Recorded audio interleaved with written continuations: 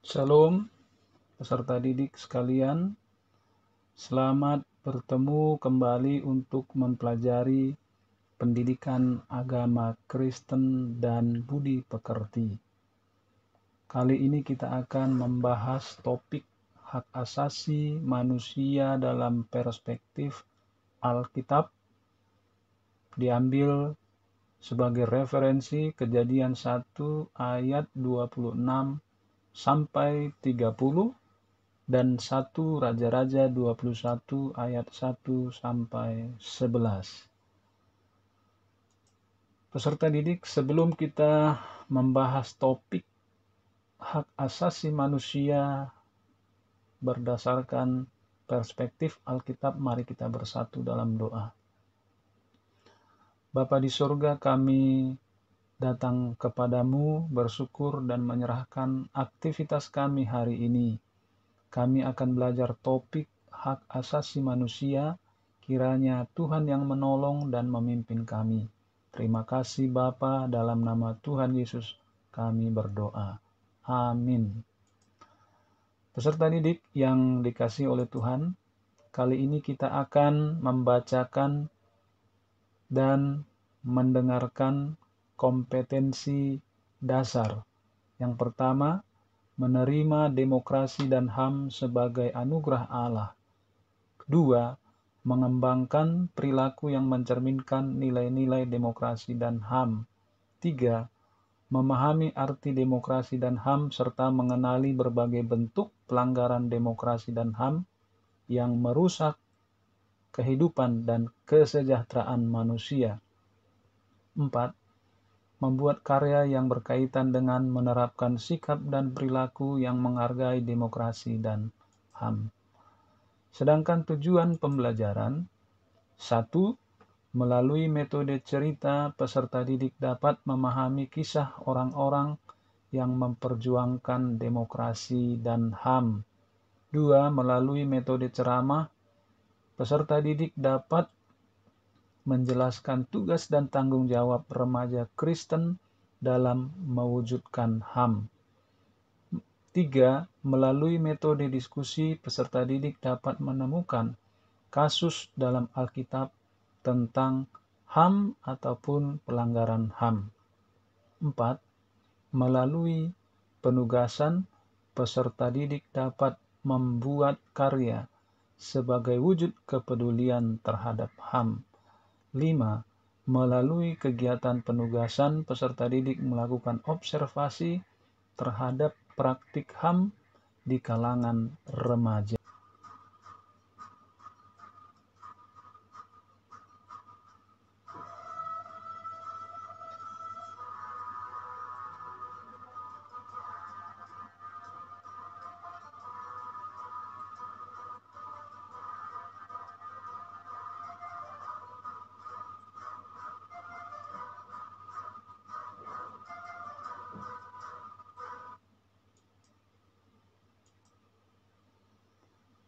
Apa yang kamu dapatkan dari cuplikan video tersebut?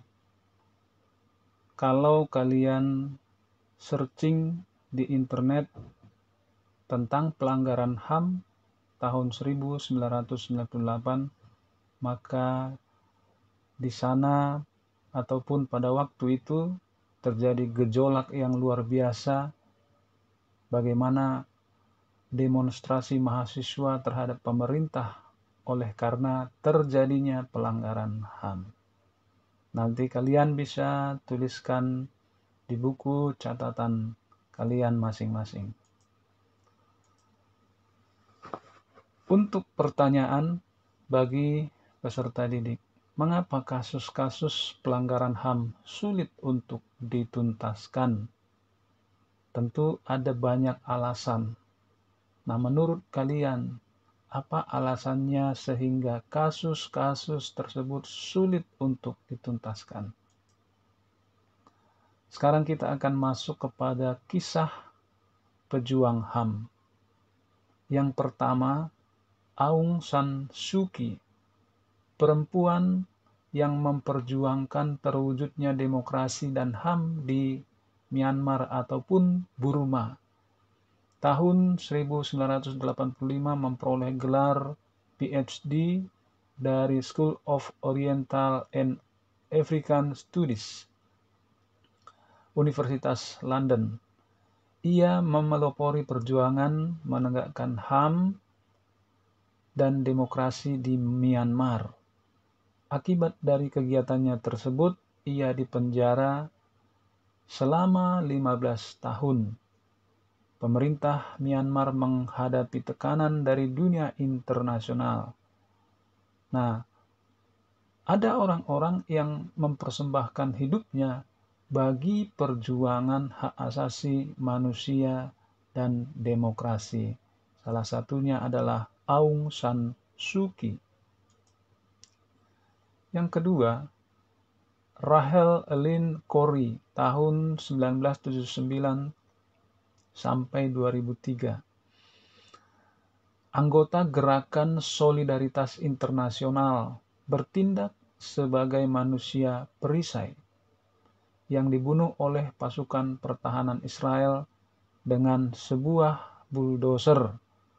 Corrie dan temannya menghalangi penghancuran rumah pengungsi Rafah di Gaza yang dilakukan dengan bulldozer, yaitu lapis baja, dan ia pun meninggal di tempat. Yang ketiga, Malala Yousafzai.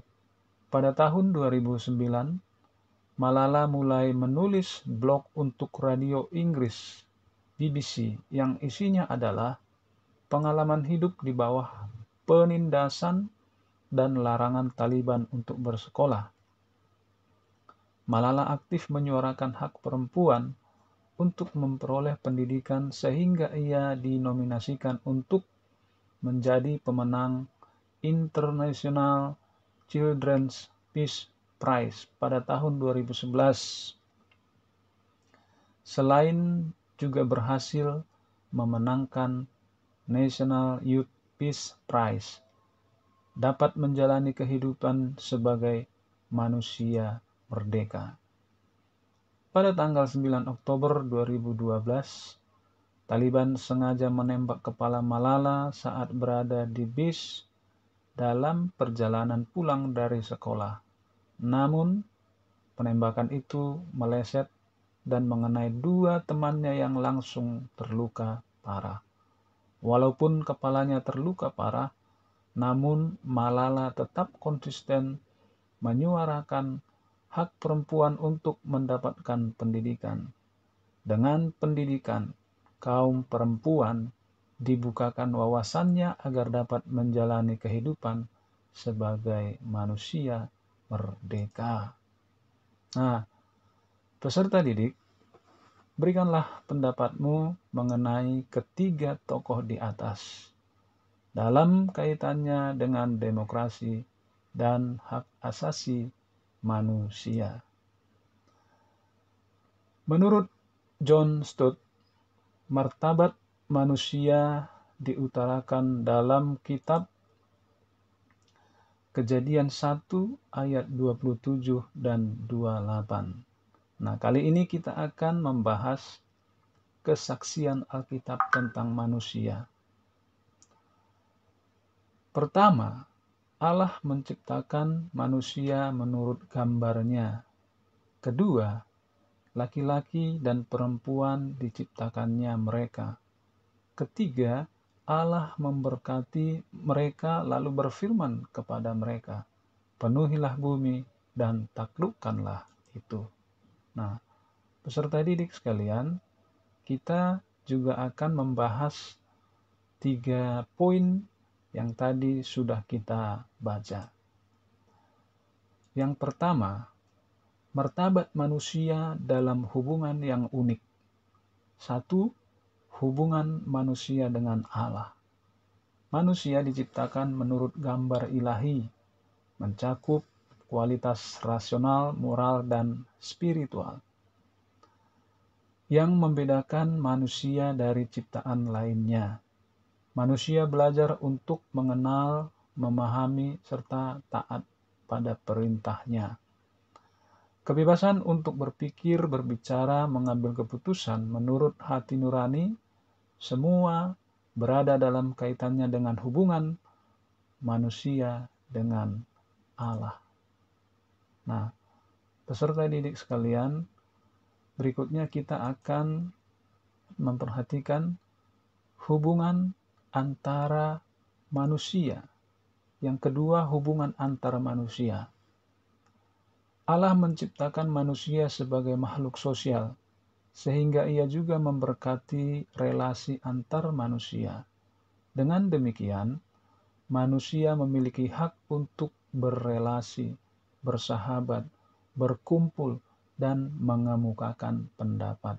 Hak untuk diterima dan dihormati tanpa memandang jenis kelamin, usia, maupun status sosial.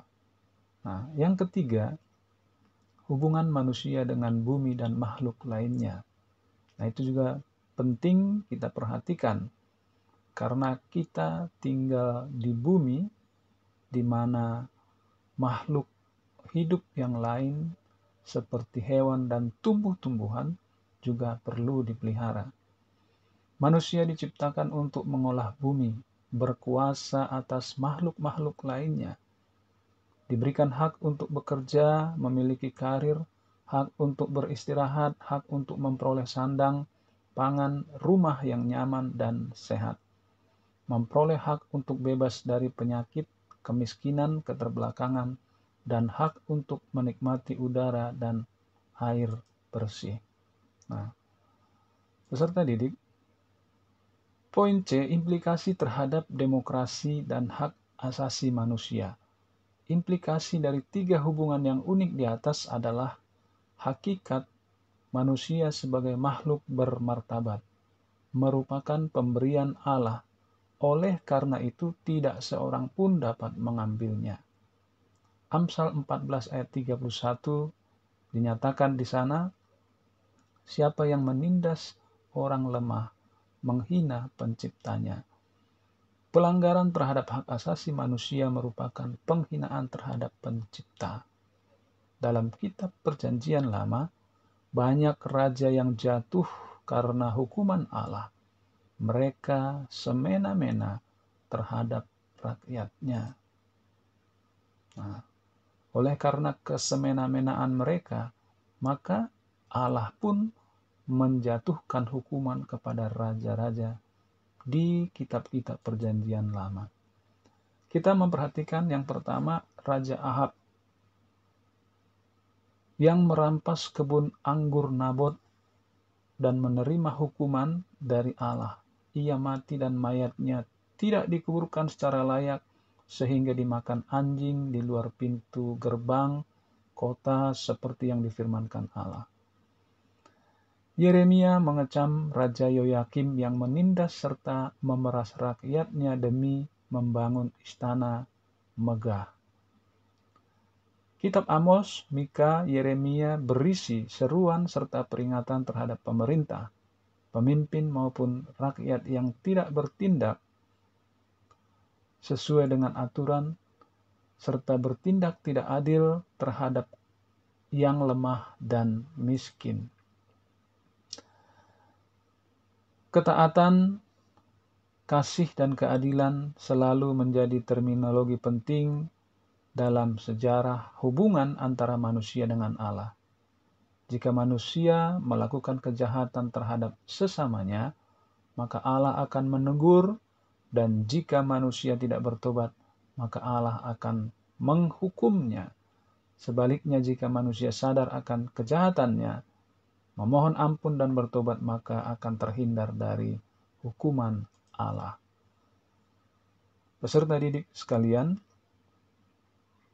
kalian nanti pelajari kitab 1 Raja-Raja 21 ayat 1 sampai 16, lalu diskusikan dengan temanmu dan dipresentasikan.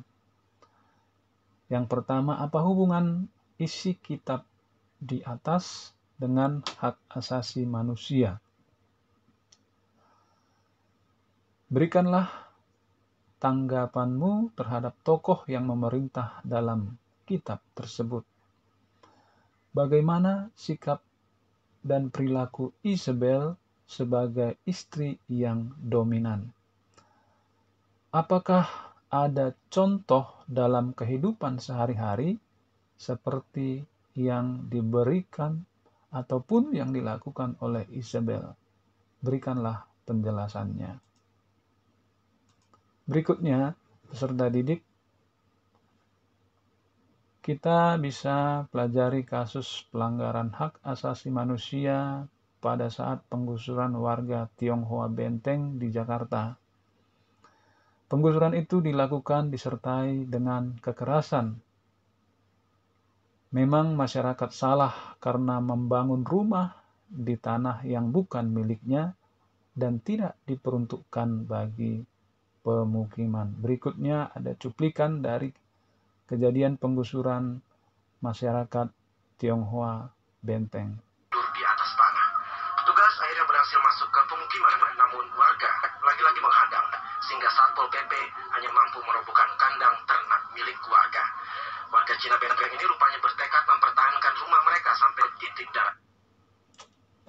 Nah, peserta didik, kalian sudah menyaksikan cuplikan dari penggusuran warga Cina Benteng yang tinggal di Kampung Lebakwangi, Kecamatan Neglasari, Kota Tangerang, diwarnai kericuhan. Nah, dikatakan bahwa warga bentrok dengan Satpol PP.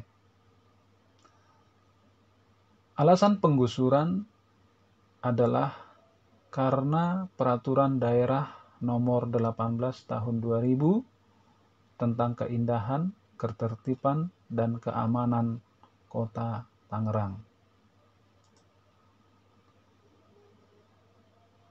Berikutnya, peserta didik, kita akan membahas perdebatan mengenai hak hidup manusia. Segala macam upaya untuk menghancurkan serta menghilangkan kehidupan serta kebebasan manusia merupakan pelanggaran terhadap hak asasi manusia. Bagaimana dengan kasus hukuman mati, aborsi, dan eutanasia? Kasus-kasus tersebut selalu mendatangkan pro dan kontra. Ada masyarakat yang menolak, tapi ada yang menerima. 1. Hukuman mati. Hukuman mati yang dijatuhkan kepada seseorang karena dianggap melakukan kejahatan berat, seperti pembunuhan, pengkhianatan kepada negara atau makar, ataupun menjual narkoba. Pihak yang menerima adanya hukuman mati berharap ada efek jera bagi pelaku, sedangkan yang menolak mengatakan hak untuk hidup adalah hak yang diberikan oleh Tuhan bagi manusia. Oleh karena itu manusia tidak berhak mencabut nyawa sesama atas alasan apapun, termasuk alasan hukum. Kedua, aborsi. Pengguguran kandungan adalah praktik menghilangkan janin yang ada di dalam kandungan. Gereja menentang praktik ini dan menganggap semua bentuk aborsi sebagai pembunuhan. Aborsi biasanya dilakukan dan dapat diterima dengan pertimbangan medis apabila kandungan membahayakan jiwa si ibu. Banyak pihak yang menentang aborsi karena dipandang sebagai pembunuhan. 3. Eutanasia. Praktik yang dipilih untuk membebaskan seseorang dari penderitaan panjang. Ada eutanasia aktif, yaitu ketika seorang pasien meminta sendiri agar segala perawatan yang diberikan kepadanya dihentikan karena ia sudah tidak mau menderita lebih lama lagi. Ada juga eutanasia pasif, yaitu ketika keluarga si pasien yang sudah tidak dapat lagi berbicara atau sudah tidak sadar lagi meminta agar segala perawatan dihentikan. Kasus-kasus di atas menggambarkan cara manusia mencoba mengakhiri hak hidup sesama yang diberikan Allah. Eutanasia, upaya manusia merampas hak Allah atas kelahiran maupun kematian. Dalam kasus hukuman mati, kejahatan berat terus terjadi, lebih sadis dan canggih dalam upaya membebaskan penderitaan sesama. Jangan sampai manusia melakukan pelanggaran HAM. Umumnya, di kalangan gereja menolak praktik eutanasia, aborsi, maupun hukuman mati. Nah, peserta didik, kita sudah membahas tentang pertentangan antara hukuman mati, aborsi, dan eutanasia. Sekarang kita akan masuk kepada poin E, kewajiban manusia menyangkut demokrasi dan HAM. Kebebasan atau kemerdekaan sejati terwujud dalam rangka tanggung jawab. Galatia 5 ayat 13, Rasul Paulus mengatakan, "Memang kamu telah dipanggil untuk merdeka, tetapi janganlah kamu menggunakan kemerdekaan itu sebagai kesempatan untuk kehidupan dalam dosa, melainkan layanilah seorang akan yang lain oleh kasih." Orang Kristen adalah manusia merdeka yang telah ditebus oleh Kristus. Karena itu ada tuntutan untuk hidup sebagai manusia merdeka yang telah terbebas dari perhambaan dosa. Kehidupan sebagai manusia merdeka haruslah diimbangi oleh tanggung jawab. Oleh karena itu, penekanan terhadap kewajiban adalah penting sebagai keseimbangan terhadap hak asasi dan demokrasi, karena manusia cenderung menuntut apa yang menjadi haknya, tetapi melupakan kewajibannya. Tanggung jawab seorang remaja Kristen di bidang hak asasi adalah menjaga hubungan yang baik dengan sesama, teman, guru, anggota keluarga, maupun orang lain. Menghargai sesama dalam perbedaan, berpikir positif terhadap orang lain, melaporkan kepada yang berwajib jika menyaksikan peristiwa pelanggaran HAM. Itulah beberapa kewajiban asasi yang harus diwujudkan oleh remaja Kristen. Peserta didik sekalian, sebagai kesimpulan dari materi kita kali ini, demokrasi dan hak asasi manusia adalah kebutuhan manusia yang mendasar. Meski Alkitab tidak berbicara secara langsung mengenai hal-hal ini, namun Allah sangat peduli akan keduanya.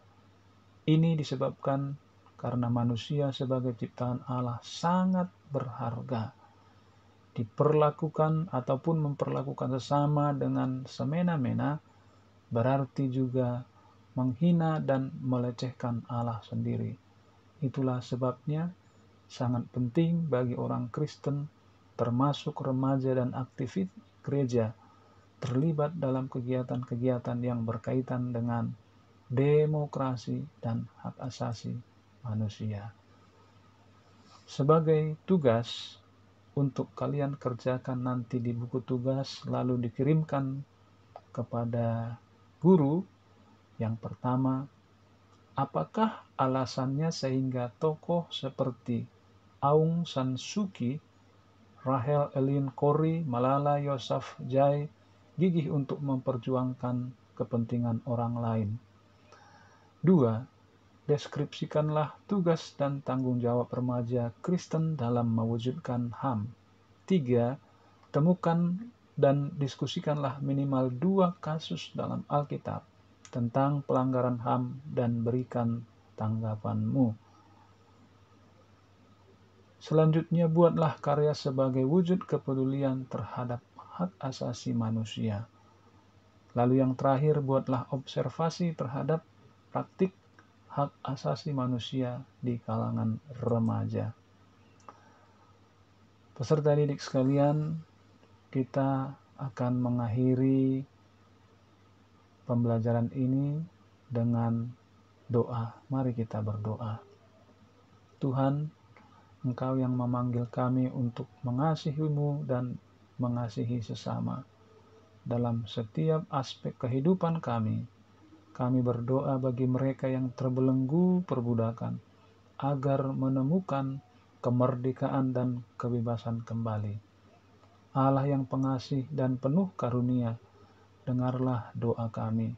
Bagi mereka yang disiksa dan diperlakukan dengan cara yang kejam dan tidak manusiawi, biarlah kiranya mereka dibebaskan dan dibangkitkan kembali dalam hidup mereka. Allah yang pengasih dan penuh karunia, dengarlah doa kami. Dalam nama Yesus kami berdoa. Amin. Peserta didik sekalian, mari junjung tinggi hak asasi manusia, hargai sesama, dan lakukanlah sesuatu demi kebaikan sesama. Tuhan Yesus memberkati kita sekalian. Shalom.